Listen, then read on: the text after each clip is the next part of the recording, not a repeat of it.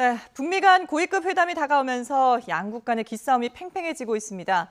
다가오는 미국 중간 선거가 북미 간 회담의 변수가 될 수도 있다. 이런 전망이 나오고 있는데요. 전문가 두 분과 함께 좀 더 자세히 나눠보도록 하겠습니다.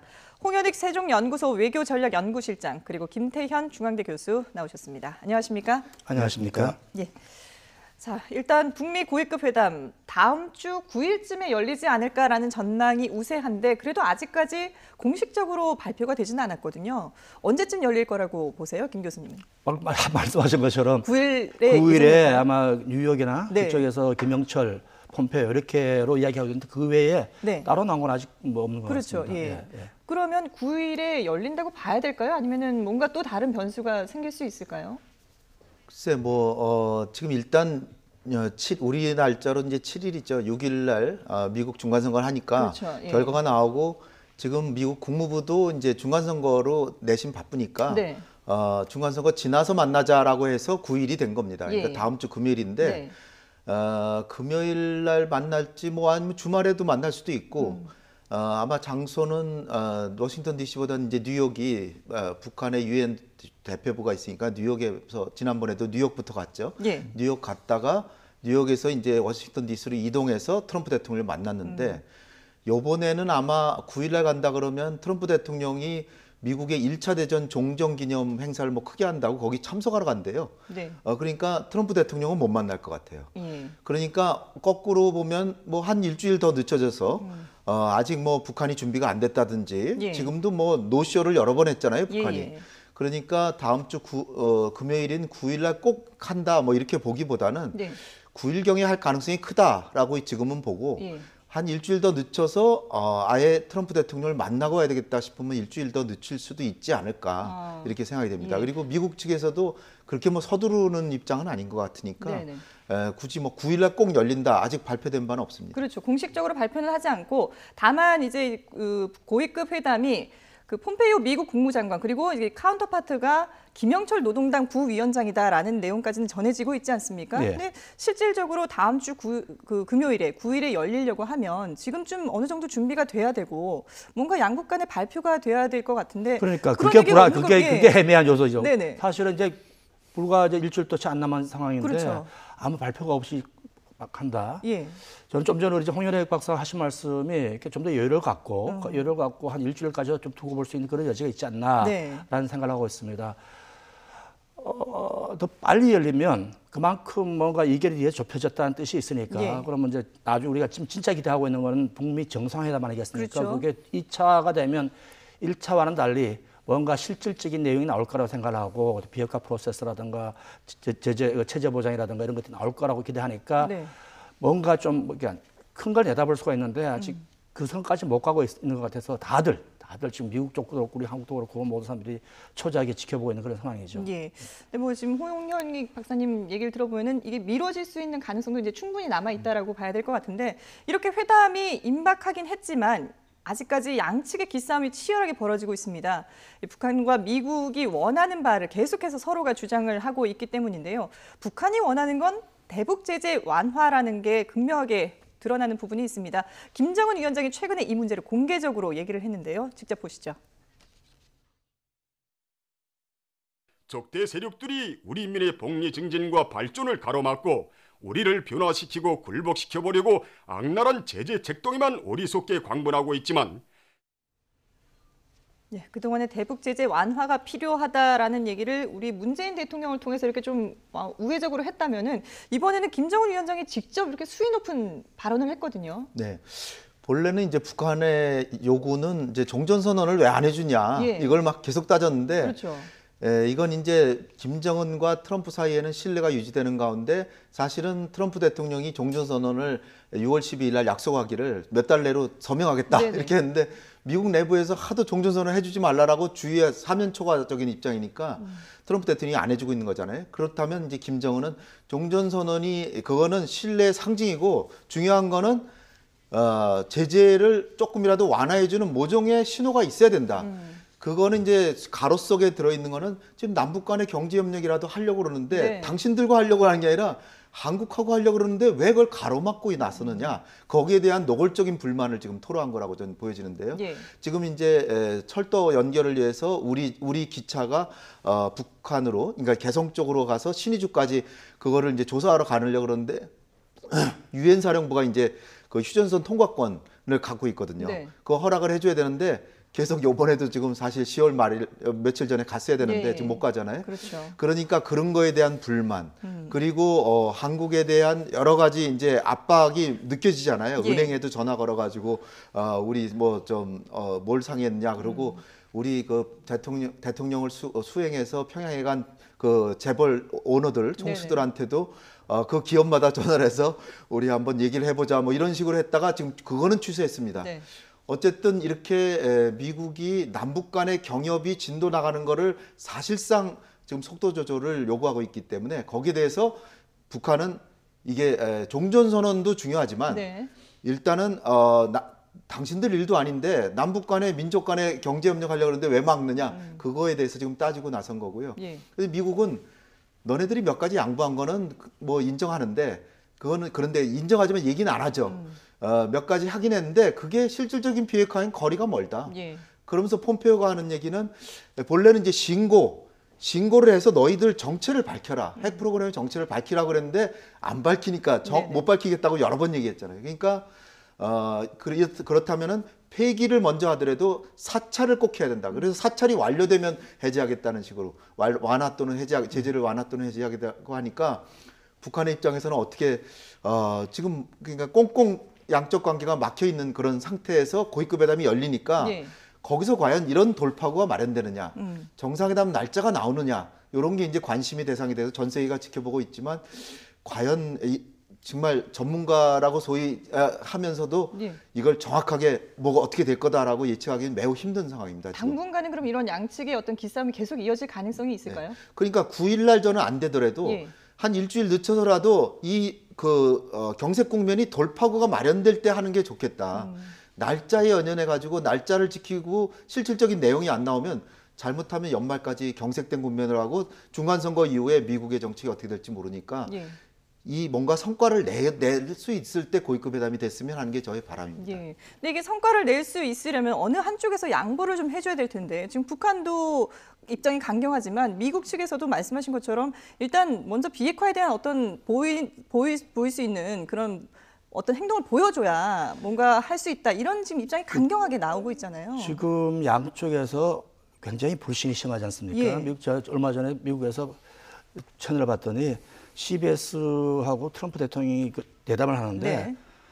김정은 같은 사람을 믿냐? 무슨 막 굉장히 몰아붙여요. 예. 그러니까 트럼프 대통령이 말은 못하더라도 당신이 그런 사람이면 당신도 나쁜 사람이야. 이런 식으로까지 간다는 거죠. 그런 분위기가 있으니까 예. 미국에 쉽게 이제 토크에 나올 수가 없는 게 없지 않아 있습니다. 좀 전에 우리 홍현익 박사 잘 분석해 주셨는데 예. 김정은 위원장이 저렇게 한 말 있지 않습니까? 제재 불만을 표시한 말. 내 생각에는 내부용도 없지 않을까 싶어 생각이 듭니다. 북한이 아마 경제 제재로 인해서 상당히 어려움을 겪고 있을 거예요. 예. 겪고 있을 때 그 불만을 미국 쪽으로 돌리는 거죠. 그러니까 그런 측면도 염두에 두고 아마 예. 다 포소를 한 것 같고 저는 사실 걱정을 하는 게 뭐냐면 미국에서 계속 북한한테 리스트를 먼저 제출하라고 그랬단 말이죠. 네. 그러고 나서 제출하면 이게 맞는지 검증을 할 텐데 지금 단계에서 그러니까 항상 이 불신이라는 건 상호적인 겁니다. 한쪽에서 못 믿으면 다른 쪽에서 못 믿는 거죠. 미국 쪽에서 북한 쪽에서 미국이 그 체제 보장을 전적으로 해준다는 어떤 신뢰가 없는 상황에서 예. 리스트를 제출하라 그러면 난 이거는 시험에 빠지는 거라 생각을 했어요. 북한으로 하여금 어떻게 100% 다 제출을 좀 남겨놔라는 요구에 빠지게 되는 거죠. 그런데 만에라도 그 요구에 넘어가가지고 불성실 신고를 하지 않습니까? 그럼 출발부터 깨지는 거예요. 예. 이게 굉장히 엄청난 유혹이고 위험이다, 함정이다라는 생각을 해왔겠는데 네. 이제 지금 저 폼페이오 쪽에서 신고는 아니더라도 그러면 검증, 먼저 예. 폐결을 하고 검증 그쪽으로 가면 그쪽에서 타결될 가능성이 있을 거다. 저는 이렇게 보고 있습니다. 어쨌든 지금 미국 내 여론이 아직까지 이 북한에 대해서 우호적이지 않은 것만은 분명해 보이는데요. 이 고위급 회담에서도 당연히 핵폐기 검증 그리고 제재 완화가 논의 테이블에 오르지 않겠습니까? 그랬을 때 이 북미 회담의 시기, 그러니까 미국 중간 선거 이후기 때문에 이 선거 결과도 좀 영향을 미치지 않을까 이렇게 예상해 볼 수 있을 것 같은데요. 일단 날짜 잡는 데 영향을 미쳤죠. 네, 그렇죠. 사실은 지난달 초에 폼페이오가 평양을 가서 트럼프 대통령이 대외 정책 중에 그래도 내세울 수 있는 게 북핵 문제거든요. 예. 그러니까 이거를 중간 선거에 좀 열세니까 공화당이 열세니까 만회하기 위해서 활용하려면 10월 말에 정상회담이 북미 간에 될 수도 있지 않을까 네. 이렇게까지 생각을 했었는데 거기 딱 지난달 중순에 트럼프 대통령이 정리를 했죠. 내가 지금 그 유세 지원하냐고 너무 바빠서 예. 도저히 지금 뭐 짬을 낼 수가 없다. 그러니까 시간적 여유로 중간 선거가 일단 날짜를 내년 초로 미룬 게 중간 선거였고요. 그러나 이제 중간 선거가 막상 7일 6월 이번 주에 이제 17일 날 끝나면 네. 우리 날짜로 7일입니다. 네. 근데 끝나면 트럼프 대통령은 또 다른 분위기에서 이제 세상을 보게 되는 거죠. 그렇죠. 이미 결과는 나왔으니까 예. 향후에 이제 내가 대선에서 승리하려면 어떤 게 나을지를 생각해 볼 때 11월 말까지 서둘러서라도 정상회담을 해야 되겠다 그러면 연말에 북미 정상회담 못하리란 법도 없죠. 네.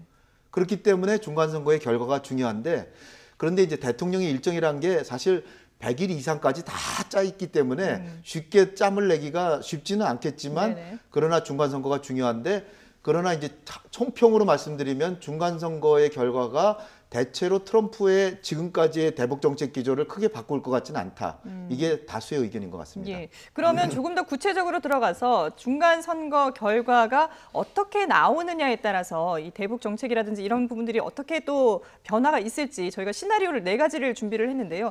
각각의 경우를 한번 좀 살펴보도록 하겠습니다. 먼저 첫 번째로 예상해 볼 수 있는 시나리오가 상원에서는 공화당이 다수당을 유지를 하게 되고 그리고 하원에서는 공화당이 다수당의 지위를 상실했을 경우입니다. 뭐 물론 이제 트럼프 대통령의 선방을 주장할 수 있는 그런 시나리오긴 한데요. 이럴 경우에는 어떤 또 영향을 미치게 될까요? 사실 항상 중간 선거에서 네. 여당이 특히 하원에서 예. 실패를 하는 바람에 소위 여소야대 정부 개헌과는 거의 패턴이었습니다. 네. 패턴이었으니까 아까 말씀하신 대로 선방을 주장할 수가 있고 예.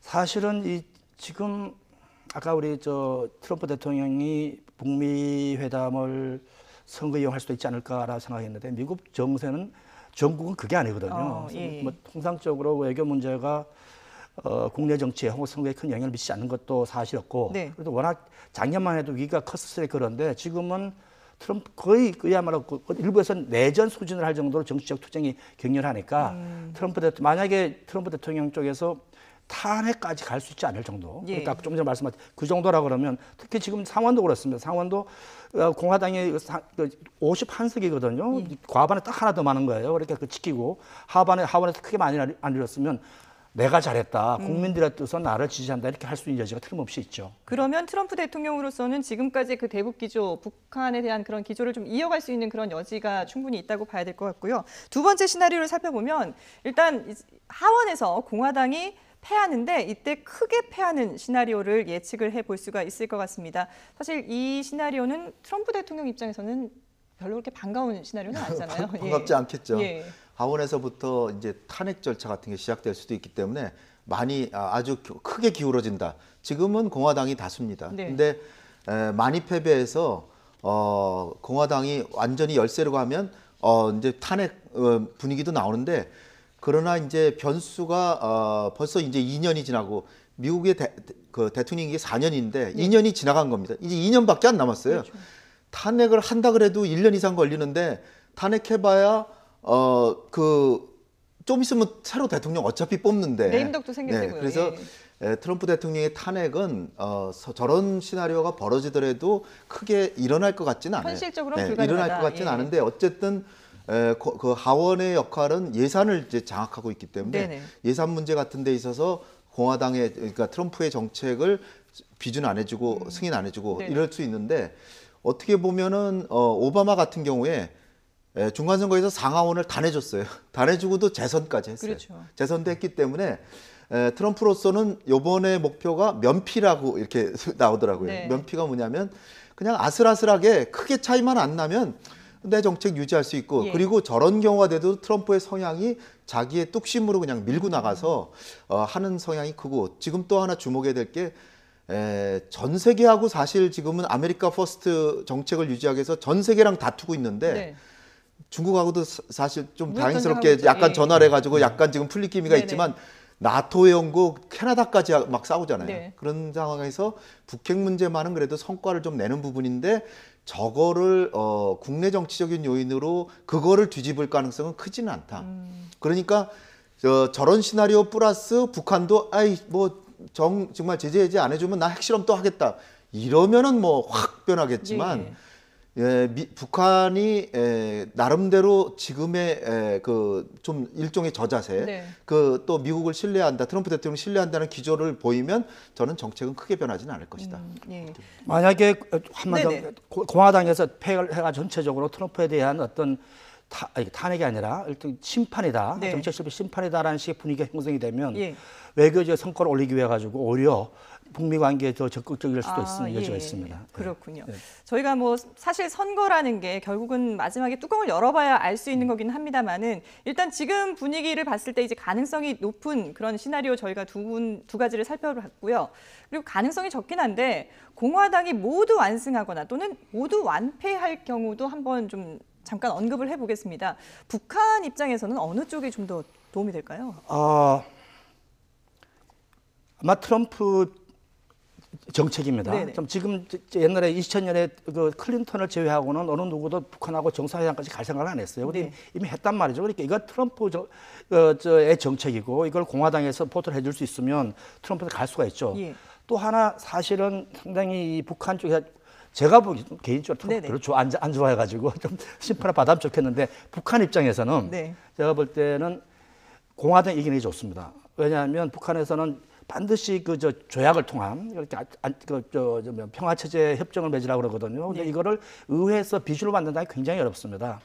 근데 이제 원래는 민주당이 좀 더 대화파거든요. 예. 대화파이기 때문에 대화파라서 공화당이 반대를 반대하는 쪽이었는데 지금은 이제 공화당 대통령이 나서고 있고 그러면 공화당이 다수면 그것이 비준될 가능성이 없거든요. 그러면 북한이나 혹은 우리 입장에서도 비준까지 받아 평화협정이 체결된다 그러면 한반도 정세가 상당히 안정화될 테니까 상당히 좋은 뉴스를 할 수가 있죠. 예. 작년 이맘때는 김정은이 트럼프를 저 늑다리를 반드시 불로 다스리겠다 공격을 많이 했죠. 이랬는데 예. 1년 사이에 완전히 트럼프의 팬이 돼가지고 네.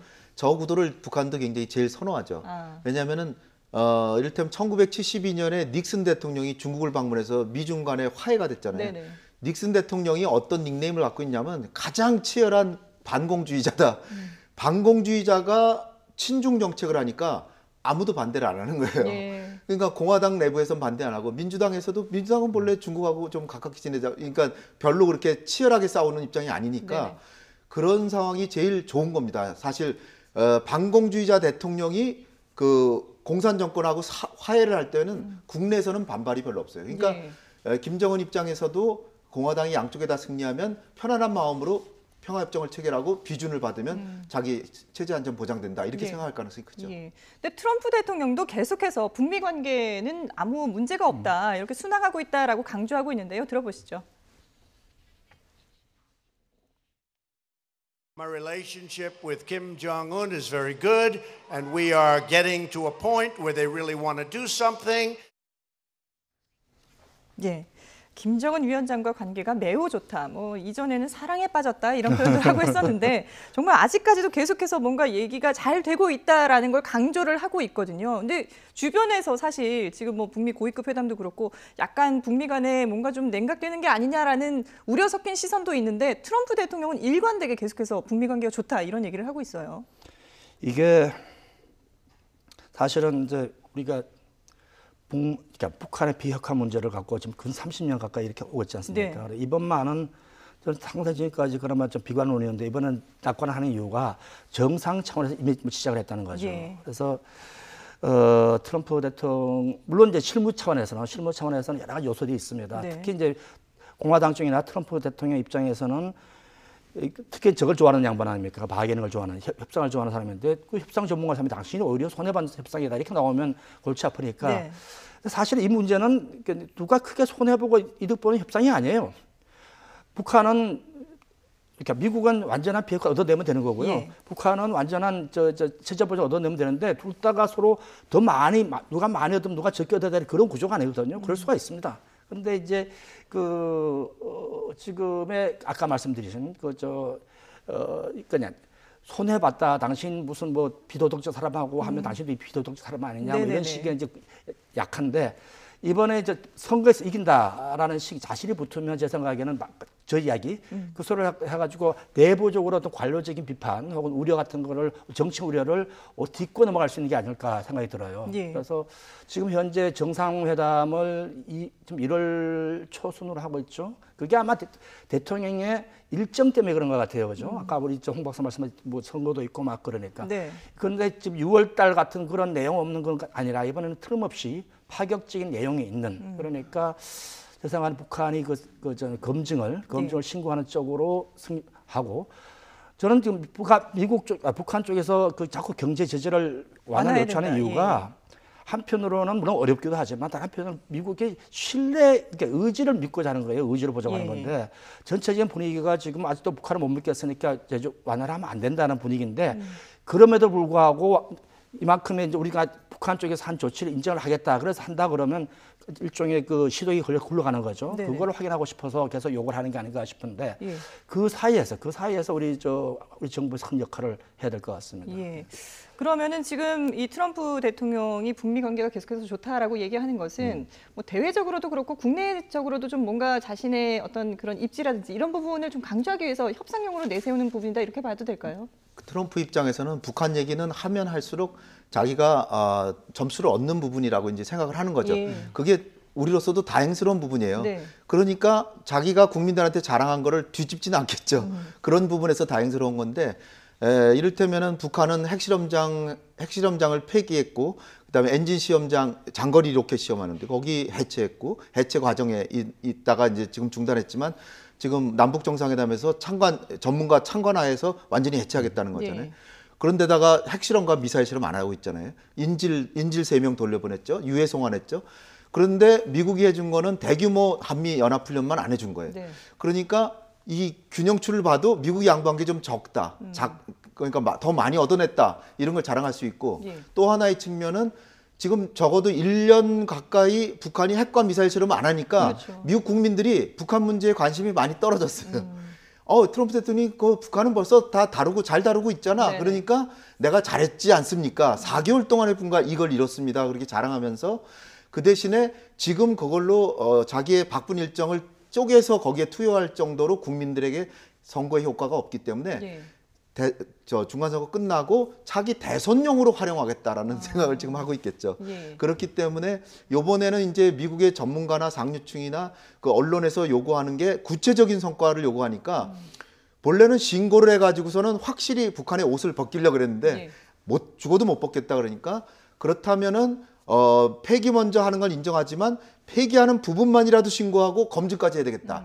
그 부분에서 북한이 좀 양보할 수 있을 겁니다. 근데 예. 그러나 남는 것은 영변의 핵시설 말고 다른 데 숨겨놓은 핵시설이 분명히 있을 거거든요. 예. 그 부분은 미국이 양해를 해서 그 부분은 추후에 그러면 요거 영변 끝내고 거기 또 한다라고는 약속을 받는 정도로. 예. 그래서 북한 나름으로는 아직 나 핵무기 있어. 그리고 미국에 대한 억지력을 갖고 있어. 그렇지만 미국하고 관계를 개선하면서 제재를 그럼 약간 풀어서 남북 경협이라도 하게 해달라. 예. 이런 식에서 뭔가 타협이 된다면 북한도 좋고 우리도 좋고 미국도 좋고 할 수도 있죠. 예. 그런 식으로 우리가 끌고 가야 될 것 같습니다. 예. 남북 경협 부분에서 이제 뭔가 좀 완화해달라라는 그런 입장을 과연 어떻게 이제 미국에서 받아들일지는 모르겠습니다만은 일단 남북 관계는 계속해서 뭔가 좀 진전이 되는 분위기예요.